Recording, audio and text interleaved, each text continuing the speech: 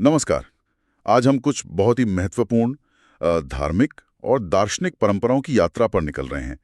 मतलब जिनका जिक्र आपके साझा किए गए स्रोतों में हमें मिलता है। जी। हम भारत की प्राचीन धरती पर जन्मे जैसे जैन, बौद्ध, शैव और वैष्णव मतों को समझेंगे। बिल्कुल। और साथ ही दुनिया के कुछ और भी अहम धर्म हैं, इस्लाम, ईसाई, पारसी धर्म। जी। उनकी जो मुख्य बातें हैं उन पर भी एक नजर डालेंगे। बिल्कुल।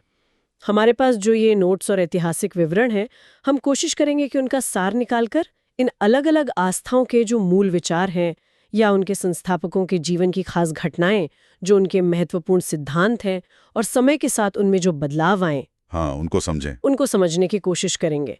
मतलब लक्ष्य यही है कि ये जो पूरा विषय है, इसकी एक साफ और संक्षिप्त सी तस्वीर बन सके। तो चलिए फिर शुरू करते हैं ये ज्ञान यात्रा। भारत में लगभग 2500 साल पहले की बात है। एक ऐसा दौर था जब जो स्थापित वैदिक परंपराएं थीं, जी। उन पर सवाल उठ रहे थे। हाँ, और जीवन के सत्य को समझने के लिए नए रास्ते खोजे जा रहे थे। बिल्कुल। तो उसी माहौल में दो प्रमुख धाराएं उभरी, जैन और बौद्ध धर्म। तो पहले जैन धर्म की बात करें। हाँ, जैन परंपरा तो बहुत ही प्राचीन मानी जाती है। इसमें वो 24 तीर्थंकरों की अवधारणा है, मतलब जो मार्गदर्शक होते हैं। हाँ, गुरु। पहले तीर्थंकर ऋषभदेव थे, लेकिन अगर ऐतिहासिक रूप से देखें तो 23वें तीर्थंकर पार्श्वनाथ ज्यादा महत्वपूर्ण है। उन्होंने 4 मुख्य सिद्धांतों पर जोर दिया था। अहिंसा, मतलब हिंसा न करना, सत्य बोलना। सत्य, हाँ, झूठ ना बोलना, अस्तेय यानी चोरी ना करना, और अपरिग्रह, जरूरत से ज्यादा संपत्ति न रखना। और फिर आते हैं 24वें और अंतिम तीर्थंकर महावीर स्वामी। उन्हें ही जैन धर्म का मुख्य प्रचारक एक तरह से माना जाता है। जी। उनका जन्म लगभग 540 ईसा पूर्व वैशाली के पास हुआ था। क्या उनके जीवन की कोई ऐसी खास बात है जिसने उनके विचारों को एक दिशा दी? निश्चित रूप से।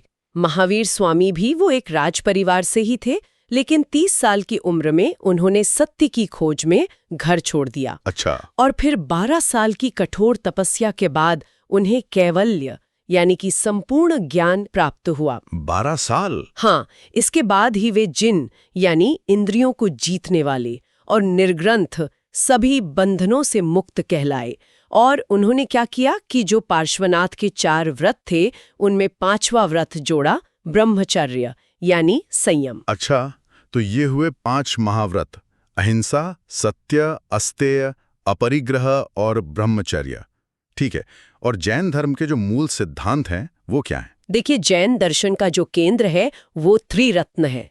सम्यक दर्शन यानी सही विश्वास, सम्यक ज्ञान यानी सही ज्ञान, और सम्यक आचरण मतलब सही व्यवहार। ठीक है। और दिलचस्प बात यह है कि जैन धर्म सृष्टिकर्ता ईश्वर को नहीं मानता, लेकिन आत्मा के अस्तित्व और कर्म के सिद्धांत में इसका बहुत गहरा विश्वास है। आत्मा को मानते हैं? हाँ, हर जीव में आत्मा है और कर्मों के अनुसार ही जन्म मृत्यु का चक्र चलता रहता है, सब हम मानते हैं। और ये स्यादवाद या अनेकांतवाद क्या चीज़ है जिसका जिक्र स्रोतों में है?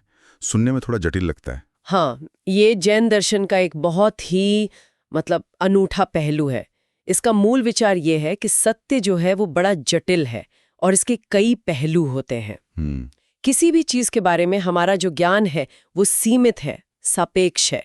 इसलिए किसी भी दावे को पूरी तरह से निरपेक्ष मानने के बजाय उसे शायद या एक दृष्टिकोण से, जिसे वो स्यात् कहते हैं, देखना चाहिए। ये एक तरह से बौद्धिक सहिष्णुता पर जोर देता है। ये तो वाकई काफी दिलचस्प है। मतलब सत्य के कई पहलू हो सकते हैं।